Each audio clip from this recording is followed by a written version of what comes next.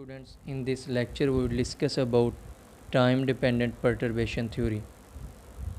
इस लेक्चर में हम टाइम डिपेंडेंट परटर्बेशन थ्योरी को डिस्कस करेंगे और देखेंगे कि टाइम डिपेंडेंट परटर्बेशन थ्योरी को कैसे अप्लाई करते हैं। तो यहाँ पे हम ऐसे फिनोमेना कंसीडर करते हैं जिसमें हैमिल्टोनियन जो हैं उसको हम स्प्लिट कर सकते हैं टू पार्ट्स में, एक time independent part H naught और time dependent part V T. और जो time dependent part V T है वो बहुत ज़्यादा स्मॉल होगा एच नॉट के कंपैरिजन में। तो यहाँ पे हैमिल्टोनियन को जो है वो हम इस तरह से लिख सकते हैं, टोटल जो हैमिल्टोनियन टाइम डिपेंडेंट है जिसको स्प्लिट कर सकते हैं टाइम इंडिपेंडेंट और टाइम डिपेंडेंट पार्ट में। तो यहाँ पे एच नॉट जो है वो सिस्टम की स्टेट को डिस्क्राइब करता है, सिस्टम को डिस्क्राइब करता है जब वो अनपर्टर्ब्ड है। और इस एच नॉट के लिए जो सोल्यूशन है वो नॉन एग्जैक्ट सोल्यूशन है।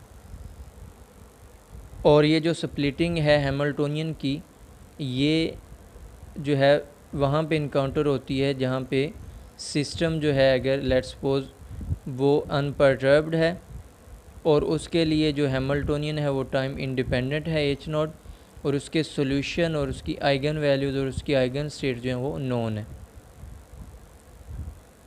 तो यहाँ पे इस तरह से एच नॉट जब उसकी स्टेट वेक्टर पे अप्लाई करेंगे तो उसकी eigen value E n psi n आ जाएगा, और उसके जो जर्नल स्टेट वेक्टर हैं वो इस तरह से हम कि जब साई एन पे हमने यू अप्लाई किया तो वो psi N T next state में चला गया।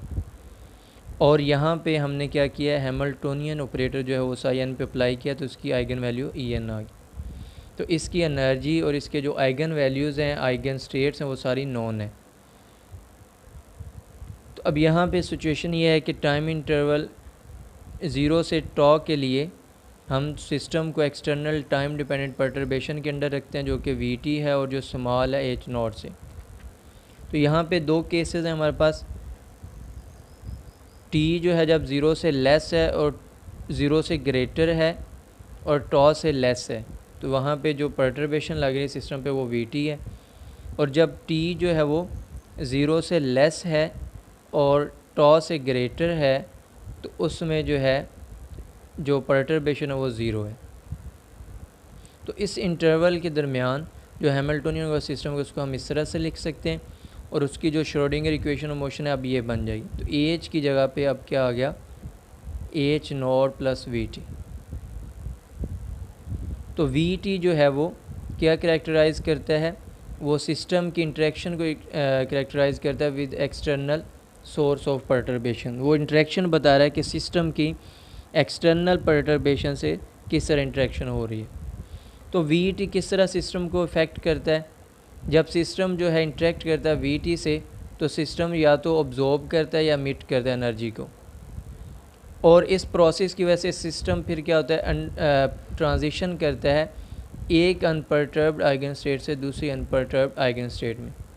और टाइम डिपेंडेंट परटर्बेशन थ्योरी का जो मेन टास्क है वो इस क्वेश्चन का आंसर करता है कि अगर सिस्टम जो है वो initially unperturbed eigen state psi I में है जिसका हैमिल्टोनियन एच नॉट है, तो क्या प्रोबेबिलिटी है कि सिस्टम जो है कुछ टाइम टी के बाद दूसरी unperturbed eigen state Sai F में पाया जाएगा। तो basically time dependent perturbation theory इस प्रोबेबिलिटी के बारे में बताती है। तो इसके लिए जो है हम सिस्टम को सबसे पहले जो है उसकी जो है दो मेथड है इसको सोल्व करने के, एक जो है इसको एक्सपेंड करके एक्सपेंशन कोफिशिएंट में और दूसरा जो है इंटरेक्शन पिक्चर से। तो हम इसको इंटरेक्शन पिक्चर से सॉल्व करेंगे। तो इंटरेक्शन पिक्चर में जो श्रोडिंगर इक्वेशन है वो इस फॉर्म में आती है कि यहाँ पे हमारे पास जो है टाइम डिपेंडेंट परटर्बेशन फील्ड होती है।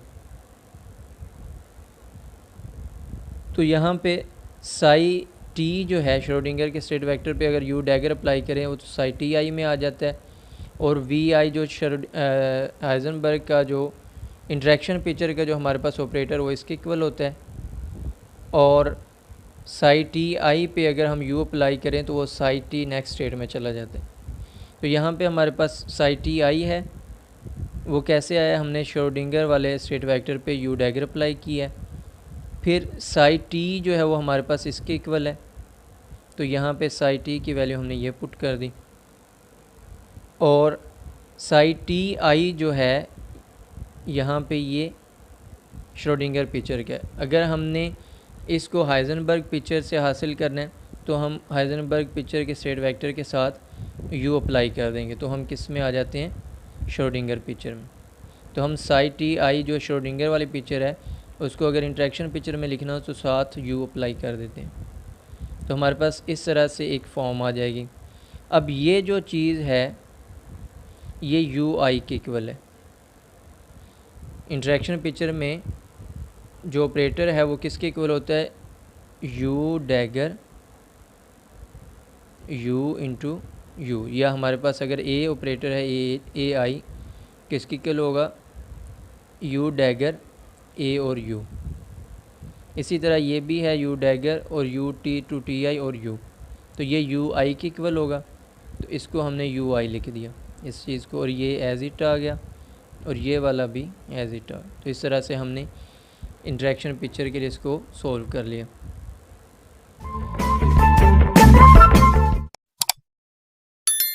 इसके इक्वल है। अब ये जो 10.28 30 है इसको 10.28 में पुट कर दें, तो 10.30 जो है हमारे पास ये वाली है, इसको 10.28 में पुट करेंगे तो यहाँ पे जो है साई टी आई की जगह पे आ जाएगा हमारे पास U I psi T I into I. इसी तरह इसकी जगह पे हमने ये चीज़ पुट कर देनी। तो जब हम पुट करेंगे दोनों तरफ ये है, इस तरफ जो है U I into psi T I आ जाएगा और यहाँ पे भी टी आई इंटू आई। अब यहाँ पे अगर डेरिवेटिव देखें तो ये टी के रिस्पेक्ट से है, तो टी आई के रिस्पेक्ट से नहीं है, तो ये वाला कांस्टेंट होगा, तो इसको बाहर निकाल लेंगे और इस तरफ भी ये होगा, तो ये दोनों तरफ से कैंसिल हो जाते हैं। इस वजह से ये जो साई टी आई हम नहीं लिखते, इधर भी यू आई लिख देते हैं, इधर भी यू आई। तो 10.28 को इस तरह से यू आई और वी आई और इस तरह से इधर यू आई। तो हमारे पास जो है इस तरह से ये इक्वेशन बन जाएगी। अब इस इक्वेशन को हमने सॉल्व करना है और ये वाला सॉल्यूशन निकालना है। तो इसको सॉल्व करने के लिए हम क्या करेंगे, ये जो एच कट है और डी टी है उसको सिर्फ ले जाएंगे और एओटा एच कट को सिर्फ लेके जाएंगे। एओटा एच कट है हमारे पास 1 over aorta H cut, aorta को ऊपर लेके जाएं तो minus aorta over H cut. तो इस वजह से हमने यहाँ पे minus aorta over H cut है और वी आई है यू आई है इंटू ये डी टी उधर चला जाएगा। अब इसकी इंटीग्रेशन कर देंगे दोनों तरफ, तो यू आई जो है वो इसके इक्वल आ जाएगा, ये चीज़ आ जाएगी हमारे पास इंटीग्रेशन के बाद। अब इनिशियल कंडीशन लगाएं कांस्टेंट सी को फाइंड करने के लिए, तो टी इज़ इक्वल टू 0 है और टी इज़ इक्वल टू 0 पे यू आई जो है 1 के इक्वल होगा और वी आई जो इंट्रैक्शन है वो 0 होगी, जो एक्सटर्नल फील्ड है। तो वी आई यहाँ पर 0 हो गया और यू आई 1, तो यू आई जब 1 करेंगे और ये 0 हो जाएगा तो सी किसके इक्वल आ जाएगा, 1 के। तो जब सी की वैल्यू हम पुट कर दें तो हमारे पास ये वाला रिलेशन आ जाता। तो इस तरह से हम जो है 10.32 का सोल्यूशन ये फाइंड कर लेते हैं। अगर हमारे पास यूनिटरी ऑपरेटर आ जाए इंटरेक्शन पिक्चर में तो हम इजीली जो है उसको फिर सॉल्व कर सकते हैं।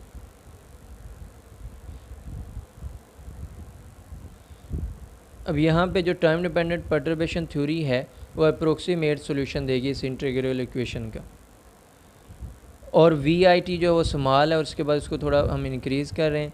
और जो फर्स्ट ऑर्डर अप्रोक्सीमेशन है वो कैसे ऑब्टेन करेंगे, उस इक्वेशन में 10.32 में you I T dash T I को 1 पुट कर देंगे तो उससे जो है हमारे पास यू आई 1 जो है वो इसके इक्वल आ जाए।